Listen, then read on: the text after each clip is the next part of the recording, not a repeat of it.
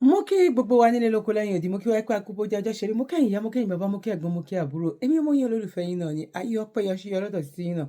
Ní agbára lọ́wọ́ Ọlọ́run, ayé ọpẹ́ á máa yọ fún wa. Lórí wa, lórí ọmọ, lórí ìdáwọ́lé wa, òun la ayé ọpẹ́ ló máa fi máa yọ fún wa. Èwo ni mo mú wá fún wa lọ́jọ́ títí òní? Gẹ́gẹ́ bá ṣe máa ń ṣe tèní ọjọ́ tàná, tàná ọjọ́ tèní. Ẹ dẹ̀ mọ̀ pé mi ò kí ń sọ̀rọ̀ kí n má mú ẹ̀rí máa jẹ́ mi nìṣó wá. Kí la máa wá sọ báyìí o? A máa sọ wípé a kí àwọn kan kú oríire o. A ṣe kí ni? A kí àwọn kan kú oríire. Ẹ má bínú bí mo ṣe ń bọ̀. Mo ṣe ń bọ̀ tí mò ń páàkì báyìí, orí wọn wọlé tí mo wá jókòó ṣẹ́rí tí mo àtúnlágùn nínú òtútù. Okay, now mo ní bóyá ká kí àwọn kan wípé ó mà kú oríire o. Bó ká tó kí wọn wípé wọ́n kú oríire, ibi tó oríire wọn, ibi tó dúró sí, ibi tí oríire wọn tó ti bẹ̀rẹ̀, ibo ló ti bẹ̀rẹ̀, ibo ló dúró sí. Ibo lóríire wọn ti bẹ̀rẹ̀, ibo ló dúró sí. Ìyá mi, bàbá mi, ẹ̀gbọ́n mi àti àbúrò mi. Mo rí nǹkan náà, ó bà mí lẹ́rù. Ó shock you. Yes, ó shock mi. Lọ́nà wo ló fi shock mi? Ni wípé nǹkan yẹn màmá ti máa lọ bí tí mi ò bá ṣe mistake, á ti wà ní 30 something years. Ní nǹkan tí mo fẹ́ gbé wá yìí. Lọ ṣe interview yìí, mo kí sister wa náà tó ń send video náà sí mi. Mo dúpẹ́ lẹ́yìn tí wọ́n send video sí wa wípé ká jọ fi ṣe àgbéyẹ̀wò. Because mo wá ń sọ ní gbogbo ìgbà wípé nǹkan tẹ́mi mọ̀, ẹ̀yin ò mọ̀. Nǹkan tẹ́yin mọ̀, èmi ò mọ̀. Ojoojúmọ́ la máa ń kọ́gbọ́n sí, ojoojúmọ́ la ń kẹ́kọ̀ọ́ sí lójoojúmọ́. Ó bá jẹ́ ọmọ 90 years tó bá ìwà lórí ilẹ̀ alààyè, ó yẹ ká ì máa kọ́gbọ́n sí ni. Kò dẹ̀ sẹ́ni tó gbọ́n tán. Lágbára lọ́wọ́ Ọlọ́run ojú òní tiwa. Ọ̀rọ̀ wa, ayọ̀ ìdùnnú, òun ló máa jẹ́ lágbára ṣẹ̀dá. Ó wá mú mi rántí wípé nǹkan tí Donald Trump tó sọ, nǹkan tó ń ṣe lọ́wọ́lọ́wọ́ báyìí ń sìn, òun ló wá dífá fún àwọn tó ń jubilate ní Nàìjíríà wípé a kú oríire o. Bàbá Bọ́lá Ahmed Tinubu ó ti ń gbé nǹkan báyìí bọ̀ ní ilẹ̀ Èkó, ó ti ń gba nǹkan báyìí bọ̀ ní Èkó, ó ti ń gba tọ̀hún bọ̀ ní Èkó. Mo tún kí wọn sí wípé ọmọ á jẹ́ wípé àwọn gan rí inú yẹn rò ju àwa lọ. Because ó dàbí wípé àwa tí a sọ wípé àwa Yorùbá nation, à ń wá wípé a ní ẹ jẹ́ kó ní kálukú lọ, kó ní kálukú wà láyé ara ẹ̀. Ó dàbí pé àwa gan àmọ́ bọ́n ṣe ń think dáadáa. Because ó wá dàbí wípé àwọn tí bí ń sìn aṣọ tán yín, aṣọ fún yín náà wípé tí bàbá bá débẹ̀ ó máa ṣe gudugudu bẹ́ẹ̀. Ẹ dẹ̀ wá wò ó tí ó ti ń ṣe rí ní ó ti yọ táàtì, ó ti gba táàtì lọ́wọ́ àwọn oníkíní, ó ti gba kíní kan.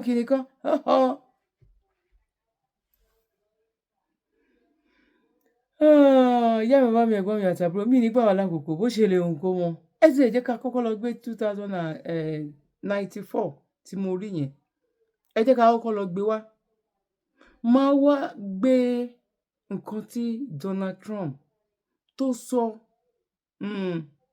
sọ pẹ̀lú nǹkan tí èmi ti sọ bóyá bí 2 weeks ago.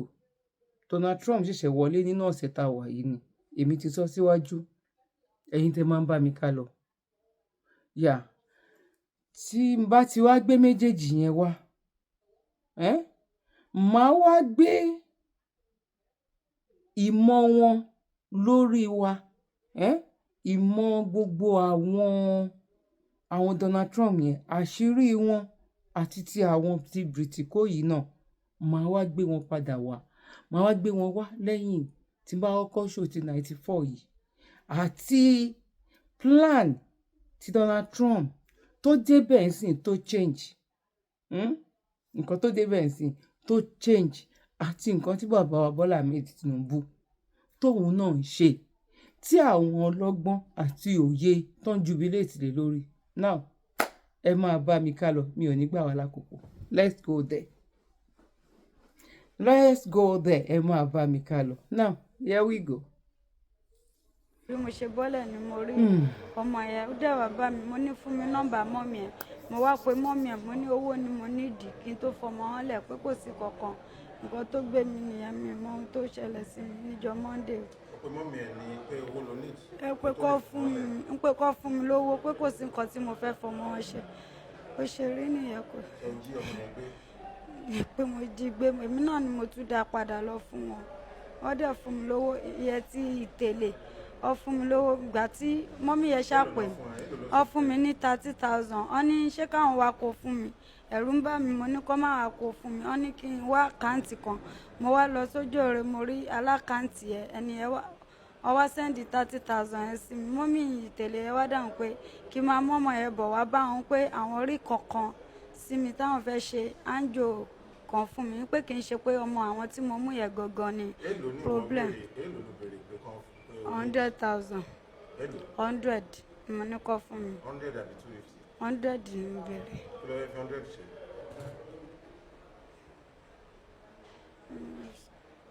kí ló fẹ́ fi 100,000 ṣe kí ló tó fi béèrè 100,000.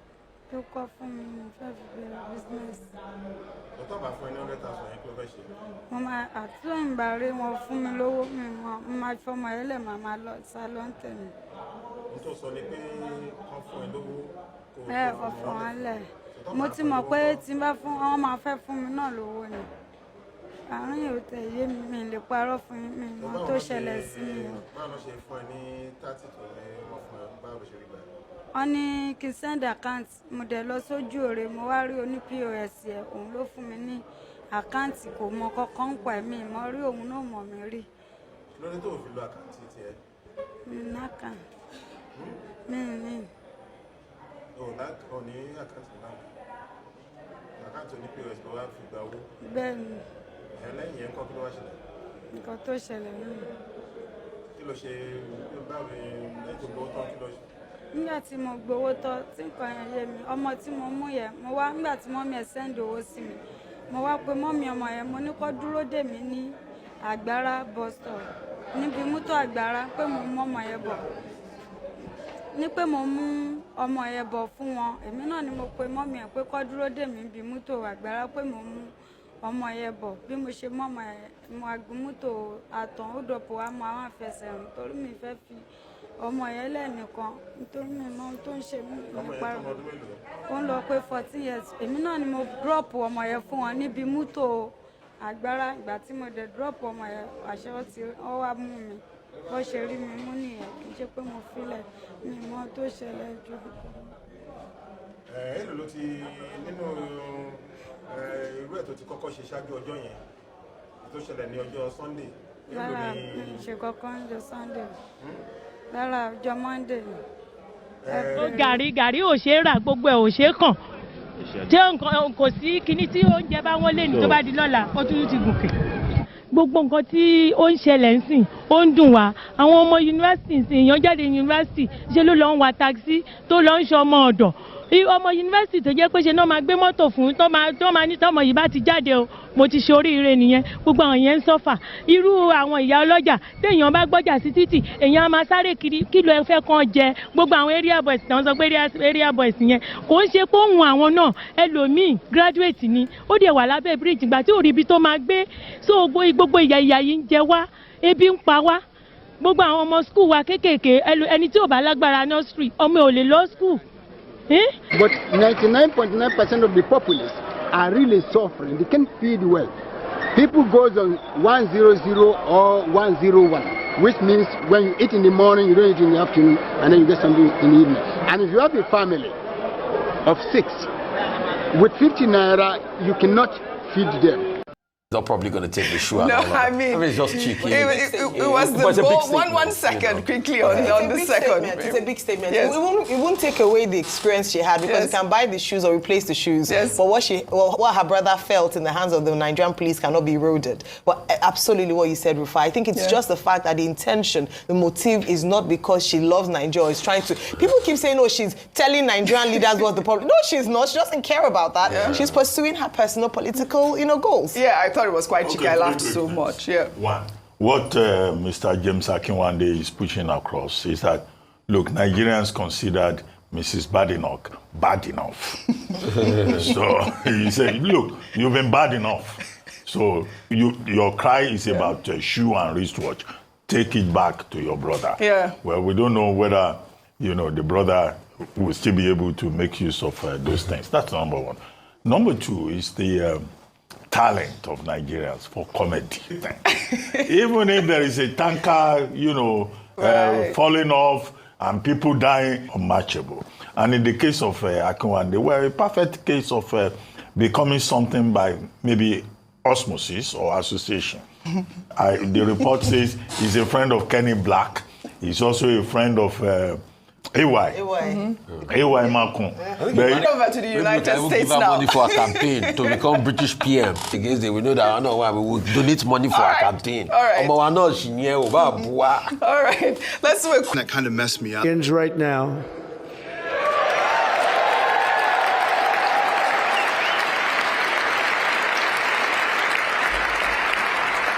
From this day forward, our country will flourish and be respected again all over the world. Just a few months ago, in a beautiful Pennsylvania field, an assassin's bullet ripped through my ear. But I felt then, and believe even more so now, that my life was saved for a reason. I was saved by God to make America great again. really strong statement to make America great again. Well, Trump also declared that there will be only 2 genders recognized by the United States government, male and female. Let's take a look. We will forge a society that is colorblind and merit-based.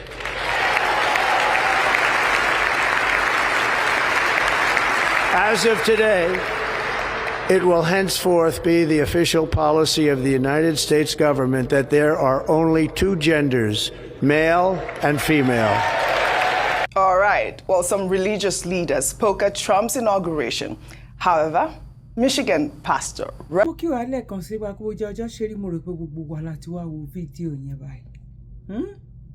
Ẹ wá wò láti 94 títí di àkókò tá à ń sọ yìí. Kó má jẹ́ wípé ó fìgbà kankan wá darí, kó jẹ́ wípé láàrin èèyàn mẹ́wàá, èèyàn mẹ́ta ló ṣì wà ń dá fún before then àti ìgbà yẹn.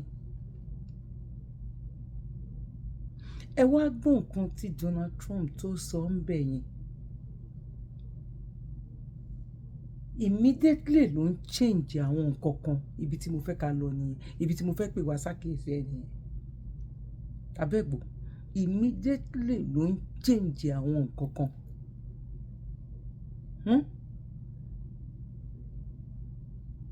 Bó ṣe jẹ́ nìyẹn, ẹ̀yin tí à ń kí wípé ẹ kú oríire. Oríire tí kí nìyẹn? Oríire tí wípé inú yín dùn wípé bàbá Bọ́lá Ahmed Tinubu ó gbé eléyìí lọ, ó gbé tọ̀hún lọ, ó ń gbé kinní kan lọ fún ọdún mélòó. Mo sì ń gbé àṣírí bọ̀. Fún ọdún mélòó? Ṣé fún 8 years tí bàbá máa fi wà ń bẹ̀? Ṣé fún 12 years tí bàbá máa fi wà ń bẹ̀? Ṣé fún 20 years tí bàbá máa fi wà ń bẹ̀? Ṣé 50 years tí bàbá máa fi wà ń bẹ̀? A ní kẹ́ jẹ́ ká máa pariwo wí sí pé sẹ́ bàbá kíní ìjú yìí ó ju ọjọ́ orí yín lọ. Àwọn kàbá àwọn náà gbé ìwé fún bàbá kó sáìn ni. Gbogbo èyí tí bàbá ń ṣe yẹn, tí ọmọ Haúsá, ẹ mọ̀ wípé Haúsá ló ní Nàìjíríà fún 70%.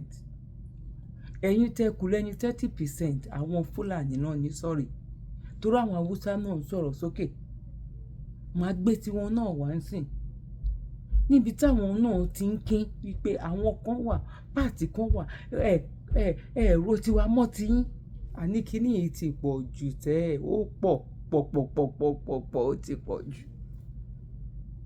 Ó ti pọ̀ jù ní. Ẹ̀yin pípò yìí ẹ̀dẹ̀ mọ̀, ẹ̀dẹ̀ ya ọ̀dájú. Àwọn ọmọ yín ni wọ́n dẹ̀ ń kú mọ́ yín lábẹ́, ẹ̀dẹ̀ ń la ojú sílẹ̀ báyìí, ẹ̀dẹ̀ ń wò wọ́n. Mo sọ fún èèyàn kan, mo ní tí Nàìjíríà bá da ní èní, mo ní gbogbo Áfíríkà ló máa dà. Ta ló ń ba Áfíríkà jẹ́ gangan? Ẹ jọ̀ọ́ ṣé lè sọ fún mi. Nàìjíríà ló ń ba gbogbo Áfíríkà jẹ́. Torí Nàìjíríà jẹ́ bí orí. Wọ́n dẹ̀ ní torí bá ti bàjẹ́, gbogbo ara ló bàjẹ́. ẹ jọ ṣé mo wíire tàbí mi wíire, ẹ̀yin bàbá mi, ẹ̀yin ìyá mi, ẹ̀gbọ́n mi àti àbúrò mi, ẹ bá mi máa pílẹ̀ nínú comment section. Àwọn náà tó ń lament wípé òkè ẹ tí ẹ̀rọ ti wá mọ́ gbogbo nǹkan tó wà nílẹ̀ ìyá àwọn kan náà tó wà láwọn tó ń lọ dà mọ́ àwọn náà tí ń bẹ̀ náà.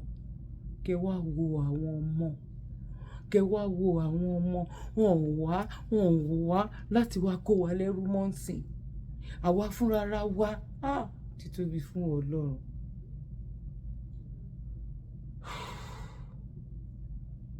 Eléyìí ò ń sọ̀rọ̀ wípé ìpè Awólẹ̀, ìpè Awólẹ̀ ló ń ja gbogbo Áfíríkà. Mo béèrè ni o. Ìpè Awólẹ̀ òun ló ń ja gbogbo Áfíríkà. Greediness ló wà tó bá ṣe blood test wa. Tó bá jẹ́ pé wọ́n lè rí wọ́n bẹ́ẹ̀ pé greediness Áfíríkà ló ní 90%. Àwọn òyìnbó náà ní bọ̀ àwọn pín 10% sọ́wọ́. Ní gbogbo ayé yìí pátápátá náà ti ṣe business òwò ẹrú. British kó Amẹ́ríkà lówó ẹrú. Wọ́n kó Germany, wọ́n kó ìlú tó pọ̀. Áfíríkà nìkan kọ́ wọ́n kó nínú oko ẹrú. Why? Torí pé àwa la kù nínú greediness. Àní tá bá rí ọmọ ìyá tiwa sẹ́, a lè fi àdá ṣá nídìí. Tá bá rí ọmọ ẹlòmíì, a múlẹ̀kẹ̀ á wá sọ́run, á wá sí ìdí ẹ̀. A ní kò lè ṣe kí ni? Kò lè work ní sẹ́. Tẹ́lòmíì bá débẹ̀ ní ọ̀la yìí sẹ́, gbogbo nǹkan tẹ́ sọ wípé ó ṣe kíní kan yẹn, kò lè gbà ní oṣù kan kó tó máa reverse ẹ̀ back. A tún ṣe worst dà. Ọjọ́ wo la fẹ́ bá gbogbo ilé irú nǹkan bá? Ọjọ́ wo la fẹ́ bá lọ? Ọjọ́ wo la fẹ́ dúró? Ọjọ́ wo la fẹ́ ṣe gbà bí òun ṣe wípé bàbá náà mọ̀ gbogbo nǹkan tí Donald Trump tó ń ṣèlérí ẹ̀ wípé òun máa ṣe tí ò bá tiẹ̀ lè ṣe 100 ẹ̀ pẹ̀lú bóyá fẹ́ fọwọ́ líle mú gbogbo ayé, mú àwọn tó wà lábẹ́ nínú àwọn ọmọ Amẹ́ríkà wọ àwọn foreigner, ọmọ Amẹ́ríkà ní kankan ṣe pẹ̀lẹ́lẹ̀. Tó bá jẹ́ bẹ́ẹ̀ ni bàbá Bọ́lá Ahmed Tinubu náà, wọ́n ní agbára láti lè twist it around. Wọ́n mọ̀ kan tó débẹ̀. Bọ̀ torí wípé àwọn gangan fúnra wọn. I don't know. Mi mọ̀. Àwọn gangan fúnra wọn kí ni ẹbẹ́ mi parí ẹ̀ lé. Àwọn gangan fúnra wọn, wọ́n mọ̀ ọ́ lè ṣe ni. Àwọn gangan fúnra wọn, àwọn gangan ní greediness ni o. Àwọn gangan fúnra wọn, wọ́n mọ̀ nǹkan tó ń ṣe ni. Àwọn gangan fúnra wọn, wọ́n gbọ́ gbogbo everything kó tó di pọ́n dé orí oyè ni. Àwọn gangan fúnra wọn, foreigner ni wọ́n ti ẹ̀ mọ̀ much nípa ọ̀rọ̀ tó wà nílẹ̀ yìí. Àwọn gangan fúnra wọn, Amẹ́ríkà náà ti gbé wọn wá kán wá jọba kán wá jẹ president l'Áfíríkà. Èwo ni nínú ẹ̀? Èwo ni nínú ẹ̀? Àwọn kan sọ wípé ẹ ṣe kóníkálukú ní state tiẹ̀. Àwọn people yìí mọ̀ wọ́n. Ẹ ṣe kóníkálukú kúkú wá lọ nílùú ẹ̀ tẹ́ ẹ̀ bá lè ṣe. Àwọn people yìí mọ̀ ọ́n. Bọ̀tá ló máa mú mi. Kí lẹ fẹ́ ṣe fún mi?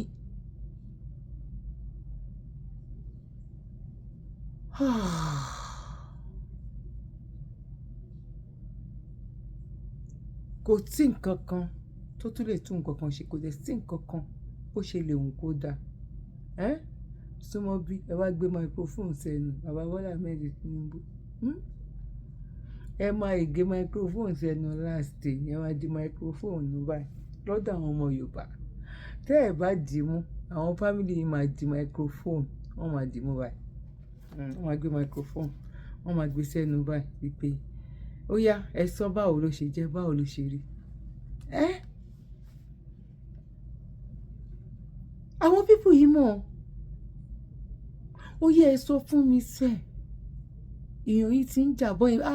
Tinubu ṣé fídíò yẹn mo dẹ̀ wá ti ṣe mistake delete ẹ̀. Ó kù some hours kí Buhari kó kúrò Buhari náà ni kó kúrò ńbẹ̀.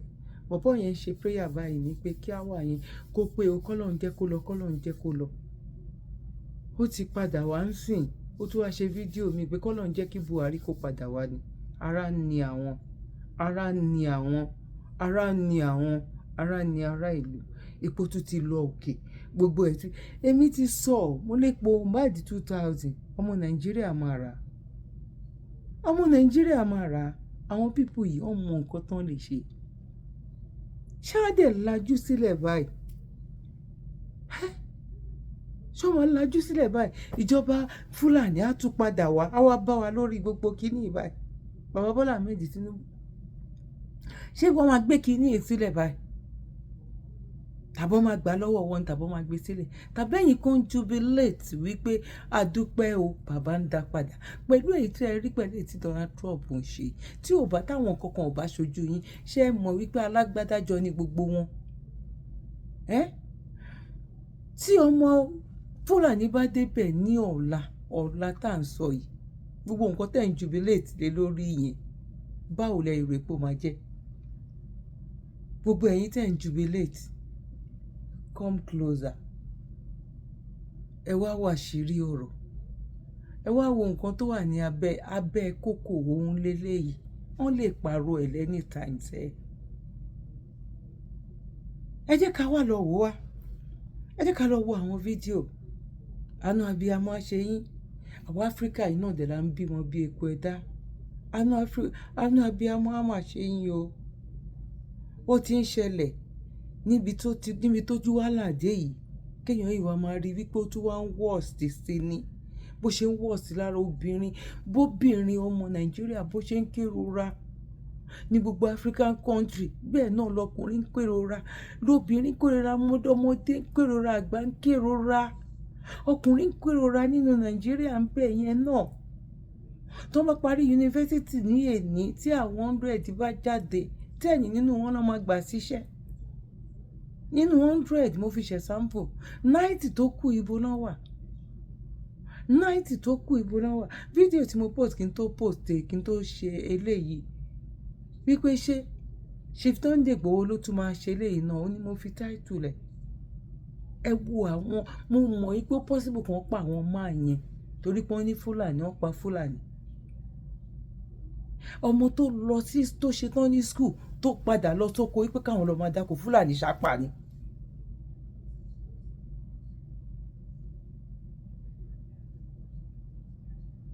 Náà ẹ má jẹ́ kí n gbà wá lákòókò. Mo kí wa lẹ́ẹ̀kan sí bá kú bó jẹ́ ọjọ́ ṣeré ẹ̀yin ìyá mi, bàbá mi, ẹ̀gbọ́n mi àti àbúrò mi. Tẹ́ ẹ bá wò tán, ẹ lè mọ ìtumọ̀ àwọn nǹkan tí mò ń sọ yẹn tán. Ẹ lè mọ inú oko ẹrú yẹn, ẹ lè mọ deep wípé Ọlọ́run ìwà dúpẹ́ tiẹ̀, èmi náà dúpẹ́ tèmi. Bó àwọn eléyìí tẹ́lẹ̀ ìṣẹ̀lẹ̀ sí ńkọ́. Now ẹ máa bá mi ká lọ, let's go there. Na who no go, na him go talk say dem no dey drink peace for desert. As you dey go, if you no know God before, try to repent make you know God. E matter. Cause if you enter that desert, una water finish, and that time you go know say that thing where they dey talk so no be lie, say na truth. Anything dey where you go pray against o. Number 1, make your water no finish. Number 2, make your in-laws no spoil. Wetin make me talk say that water una be number 1 be say water is life. You understand? No matter how you go take talk say in-laws something do am, make your water no finish. If water finish for desert, e just dey like say the person life don finish so. Ẹ wo màmá yìí, ariwo ní Evans Square. Lẹ́yìn field Evans Square ní Èbúté Mẹ́ta lóyìnbó lẹ́kọ̀ọ́. Níbo lọ́dọ̀ yín, bó lẹ́kọ̀ọ́ dọ̀ yín? Wọ́n ní Ìkirè lọ́dọ̀ àwọn. Lọ sí bá wọn láti Àpòmù àbí láti Ìkirè.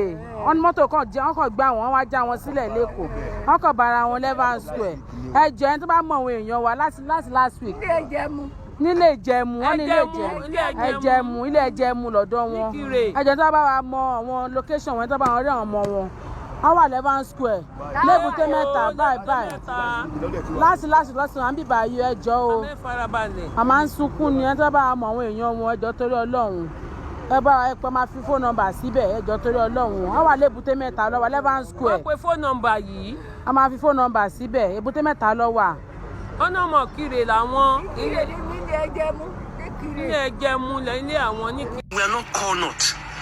Gone are the days when you do your appointments, the only thing you think about is Kano, Katsina, Sokoto, and you leave people like us that are from Benue, whom you claim to be who you claim to be not, and are not considered in the scheme of event. We will talk about Middle Belt, and this is the discussions that we are going to take to the next level. This is a new generation. We will not sit down and watch. During the time that Buhari was the president, how many people from the Team Nation, let me give a classical example of the Team Nation, who happened to be the 6th largest ethnic group in Nigeria, was considered, even though we claim to be from the north. And we are speaking out now. This generation is speaking out, and we will carve our difference. I don't know, you don't like it, but we are going to propagate this message of Middle Belt. You are shouting Middle Belt is not in the Constitution. Is Arewa in the Constitution? Arewa is not in the Constitution. So we will shout it, we will take it to the rooftop, and all the sons of the Middle Belt will rise. This is a new challenge for us. The peoples of the Middle Belt of Southern Kaduna, we have a newfound solidarity with the South. Our destiny does not belong in the North. We are no more Northerners, and we shall never be Northerners. We shall either stand on our own or join the South. Mark my words. Mark my words. Most of them have been important to him. They're showing to Tinubu, you can do nothing. You said, Emi Loko, we are coming after you, the Yorubas. They've also done it in the East. So there's no way in Nigeria that's safe. That's why we are calling on all the tribes, every tribe in Nigeria, let's team up together as one and chase these people out. Do you remember that many of them were coming full trailer loads during COVID, when people were not moving around, but they were coming to the South because they had distributed these terrorists, these headsmen, armed. In our time when we were growing up, you never see a Fulani with anything, no gun, nothing, not even, these locally made guns. They only had little sticks just to make sure they protect their animal as they're grazing. And we always wait until we have harvested, then we will allow them to come in with their cows. But these days, they come and kill, invade an entire community, go from village to village, chase them out, and then take over. And then Nigerians are just watching. How can one tribe, especially most of them have been imported, they were brought in from outside, and we are sitting and allowing them, looking helpless. When the Igbos stand up to demand for their state or their nation or protection for them, suddenly the government knows how to unleash this thing on them and go after them to stop it. If the Yorubas stand up to do anything, they know how to release the army to stop the Yorubas. And we saw what has happened in Kaduna State, in Benue State, and in Plateau State, and many other states. That after these terrorists invade communities and kill people, when the people rise up to defend themselves, suddenly the government has army, has the police to send after them. So that's why our call is that let all the different tribes from north, south, east, and west, let's unite against this one tribe that has said Nigeria will never know peace. Because their aim is to make sure they take over and Fulanize the entire nation, north to south, east to west. So don't think it will ever change. And you're thinking that Tinubu will bring change. No. Tinubu is about his own agenda. Where is Tinubu right now? Most of the time he's while people are being killed, you will hear a small time he has gone on a private visit to France. So is that the one you call president? So going forward, Nigerians, we must do something and take our nation back. That's my call to you. The Fulanis are cleaning your room. You're not cleaning, Mom. You are cleaning? This is the cleaning? No, look, even the office, when I called him now, he said that he will scream on you and he will beat you tomorrow. And I told him I don't want you anymore. He said he will scream on you and give you back here. I said no, I don't want her back. Because there is a contract, you understand? I am talking to you, you look at me. When I talk to you, you look at me and you be polite. You be polite or I will put you now in the street. You understand? And I will take back the money. Now I will call them to give me back the money. You be polite and you answer politely. We were good to you. You answer politely. Stop making this drama. You are staying in Syria. There is a contract. But I do not want you anymore. I told him. And I told him now because if... This is something Nigerians should know. And how the sons of the poor are there in prison with names not their own. People are caught for marauding, but the sons of the rich who found themselves there will now be removed. And then they will have this one beaten to coma and will be compelled to answer the name of that person they removed from prison. There are many. Ṣé àwọn ọjọ́ ọ̀la náà ṣóun náà lèmi àti yín lájọ fojú rí i? Àwọn ọjọ́ ọ̀la tó tún wà ní Nàìjíríà tó wà ní Nàìjíríà náà nìyẹn. Ṣé rí èyí tó tún wà ní Nàìjíríà? Ẹ ṣáà gbọ́ interview tí àwọn ọlọ́pàá ṣe fún. Mélòó.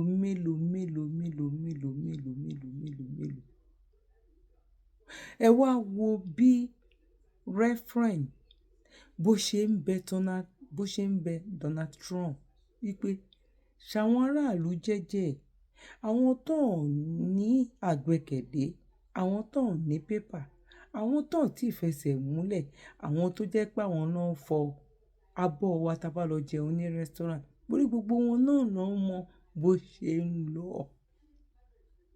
Láti ìgbà tá ti ń sọ, àwọn tó ń wọlé láti Niger, láti gbogbo ìgbèríko sí Nàìjíríà. Ọjọ́ wo lẹ gbọ́ lẹ́nu president Nàìjíríà kan tó wá sọ wípé òkè o, irú action tí Donald Trump tó mú yẹn, torí pé bí ò tiẹ̀ wá ṣe sí security bẹ́ ṣe ń dà wá láàmú yẹn. A máa ṣe fence tó jẹ́ wípé ó máa gùn láti irú Ṣàgámù gan dé North gan. Torí wípé a fẹ́ secure àwọn ọmọ ìlú. Kí ló jẹ́ priority? Kí ló jẹ́ priority Donald Trump? Àwọn ọmọ ìlú ẹ̀ gangan, àwọn ẹ̀jẹ̀ báyìí. Àwọn ló jẹ́ priority ẹ̀. Àwọn ló jẹ́ priority ẹ̀. Kí ló jẹ́ priority àwọn ọmọ Yorùbá? Kí ló jẹ́ priority gbogbo àwọn president ọmọ Yorùbá tó lọ bẹ̀? Àṣàyé wà. Àṣìlóyà ni àtúnṣe olórí tàbí mi mọ bí mo ṣe lè sọ. A ní irú Kẹ́mi.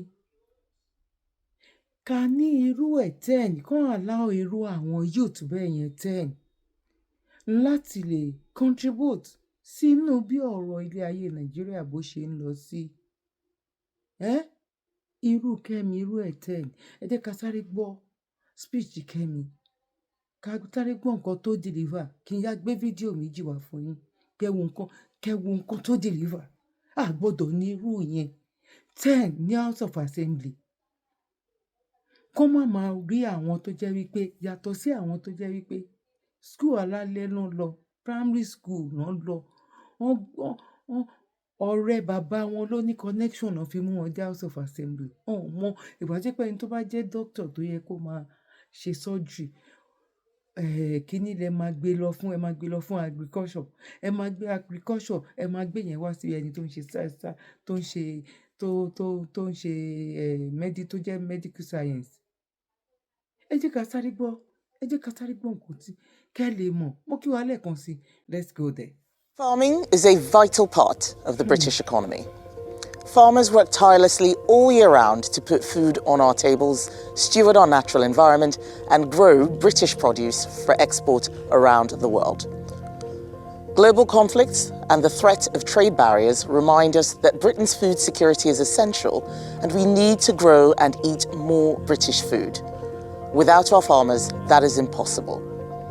And that is why I am clear that the Conservative Party opposes Labour's decision to hike the taxes that farming families pay when their farm passes from one generation to another. This callous decision threatens everything from our rural economy to our food security to our natural environment. If you want to help us save your local family farm, I'm asking you to sign the petition at stopthefarmtax.com. Let's send the government a message they cannot ignore. Farming is a now under new leadership. The Conservative Party is now under new leadership, my leadership. And as I did, whether it was with getting justice for postmasters, whether it was stopping rapists from being put in women's prisons, rapists pretending that they were women when they obviously weren't, fully intact men, whether it was stopping... àdàbí àyàfi tí ò bá jẹ́ bẹ́ẹ̀ tó bá jẹ́ pé ìjọba Nàìjíríà ọ̀hún ṣe bẹ́ẹ̀ fáwọn èèyàn kán gba bàtà wọn kán gba bẹ́ẹ̀tì wọn kán sì sí owó wọn kán sì sí pọ́ọ̀sì wọn kán rìn wọn sí òwò òun nìkan ní Nàìjíríà ò ní ṣẹlẹ̀ sí gbogbo àwọn tán against Kẹ́mi pẹ̀lú nǹkan tó sọ. Ṣé gbọ́ brọ́dà wa òpònú yẹn òun ṣe kọ́mẹ́dì ní tiẹ̀ ni kọ́mẹ́dì ló ń ṣe gbogbo yín pátápátá tẹ̀ ẹ́ against nǹkan tí Kẹ́mi sọ gbogbo yín pátápátá ní Nàìjíríà máa ṣẹlẹ̀ sí torí Kẹ́mi rí fìrìfìrì nǹkan tó ń jẹ́ Nàìjíríà ni ó sọ nǹkan kan nínú interview ẹ̀ kan ó ní £100 tó kù lọ́wọ́ bàbá òun ló fún òun ó dẹ̀ fi àdúrà sí i nígbà tó dé UK ń bíbá òun ló bẹ̀rẹ̀ sí ní foríjàgbó ọjọ́ kó má jẹun lọ sí school bàbá ẹ̀ náà dẹ̀rẹ̀ kò ń ṣe pé kò ń rọ́wọ́ mú lọ sẹ́nu tẹ́lẹ̀tẹ́lẹ̀ bó Nàìjíríà ló ṣẹlẹ̀ sí gbogbo ẹ̀yin tẹ́ ẹ dìde tẹ́ ló fẹ́ bring Nàìjíríà down ní ó fẹ́ ṣe this ó fẹ́ ṣe that ẹ má wọ̀rì lójú ayé yín ni kò ní jẹ́ lẹ́yìn yín ní Nàìjíríà ló máa ṣẹlẹ̀ sí ó máa ṣẹlẹ̀ sí tẹ́yìn kan mọ̀ wá bọ́ta pé nǹkan tí Kẹ́mi dẹ̀ sọ ó tọ́ dẹ̀ ní o àfìgbà tí Nàìjíríà ṣẹlẹ̀ sí yín bó máa rí fún ẹ̀yin tẹ́yìn against gbogbo nǹkan tó sọ nìyẹn. Ìyá ìwà mi ẹ̀gbọ́n mi àtàbúrò mi báwo lè ṣe rí ọ̀rọ̀ tí Kẹ́mi sọ sí ṣọ́ àláwọ̀ irú ẹ̀ ní Nàìjíríà yìí báwo ló yẹ fẹ́ develop báwo ló yẹ fẹ́ lọ síwájú bàbá Bọ́lá Ahmed Tinubu challenge ni eléyìí tí Donald Trump tó ṣe ẹ lè ṣe ju bẹ́ẹ̀ lọ ọwọ́ yín ni báírò àti pépà wà nísìnyí èmi believe wípé ó challenge bàbá Bọ́lá Ahmed Tinubu ni wípé wò mí èmi ṣe gudugudu méje àmẹ́fà bẹ́ẹ̀ nílé lọ́wọ́ mi ìwọ ń kọ́ gbogbo ayé ló mọ̀ gbogbo ayé ló gbọ́ wípé Yorùbá à ń ṣe ìran kan náà pẹ̀lú wọn Yorùbá á yàtọ̀ sí àwọn pípù yìí ẹ̀dẹ̀ lajú sílẹ̀ ẹ̀ ń la gbogbo ojú sílẹ̀ bá ẹ̀yin náà dẹ̀ ti bèrè irú ẹ̀tọ́ yìí rí èkú dà ló wà lọ́wọ́ yín yìí wẹ́ gbogbo ẹ̀yin tẹ̀ ń jubilate tẹ̀ ń sọ wípé ó ti ń ṣe nǹkan kan ó ti ń ṣe wádà ṣe bẹ́ẹ̀ yín náà dẹ̀ ti rí báyìí ṣe ti rí ibi tí ọ̀rọ̀ náà ṣe rí ibi tó dúró sí ṣe rí gbogbo àwọn ọmọ tó ń bẹ́ lu omi ìdajì àwọn tẹ́ ẹ rí yẹn ìdajì wọn ti kú sínú omi ìdajì wọn ti kú lójú ọ̀nà ìdajì wọn ti ṣe kò sọ̀rọ̀ fètò sọmọ bíbí kò sọ̀rọ̀ wípé òkè ìgbà tí ò tẹ̀ wá sí ọrọ̀ ajé ó ṣàní bí China ṣe bóyá bíi 20 years ago and after that nǹkan bẹ̀rẹ̀ sí ní da ìwọ tó bá bí ọmọ ju ẹyọ kan ìgbà tó yá ń sọ di méjì ṣé ń sìn ṣe ọ̀rọ̀ mójútó ọ̀rọ̀ ilé ayé àwọn ọmọ tó wá bí yàtọ̀ sí níbi tó ti ń sọ wípé ẹni tó bá bímọ jù òun ló máa bá èèyàn kan wọ paradise tó ń dẹ̀ bímọ sínú ìṣẹ́ tíyà yẹn dẹ̀ tó mú wọn lára lójoojúmọ́ mo kí wa lẹ́ẹ̀kan sí Pakúbó Jẹ́ Ọjọ́ Ṣeré mo kẹ́yìn ìyá mo kẹ́yìn bàbá mo kí ẹ̀gbọ́n mo kí àbúrò èmi ọmọ yín olólùfẹ́ yín ni ayé ọpẹ́ yọ tábà ní mo fẹ́ pòwe ẹ má jẹ́ ń pòwe ohun ní ká jẹ́ ẹran pẹ́ lẹ́nu bọ̀ gbòǹgbò ọ̀nà fún ni ò jẹ́ ohun wá ká sì máa sọ ọ̀rọ̀ lọ but ayé ni ò sí mo gba òwe yẹn mo gbà mo tútù mo gbòsà now ibi ìbàyà la máa mítò wá sọ́pì sí lọ́jọ́ títí òní mo kí wa lẹ́ẹ̀kan sí Pakúbó Jẹ́ Ọjọ́ Ṣeré. God bless you. One love. Bye for now. This is good news to all. But first of all, write this number down. 1. 845-293-8937. You will get through to Define Travels and Tours. They help you process and obtain USA work permit visa, tourism and visiting visa, vacation and cruises. Wow! The USA work permit visa allows you to legitimately work anywhere in USA once you arrive. Interesting. Call Divine Travel Center, New York, USA on 1-845-293-8937 or send email to divinetravels5@gmail.com. Divine Travels and Tours is tested, trusted, and reliable. Kindly subscribe to YouTube channel and follow on Facebook page at Dr. Zabby's Talk Show.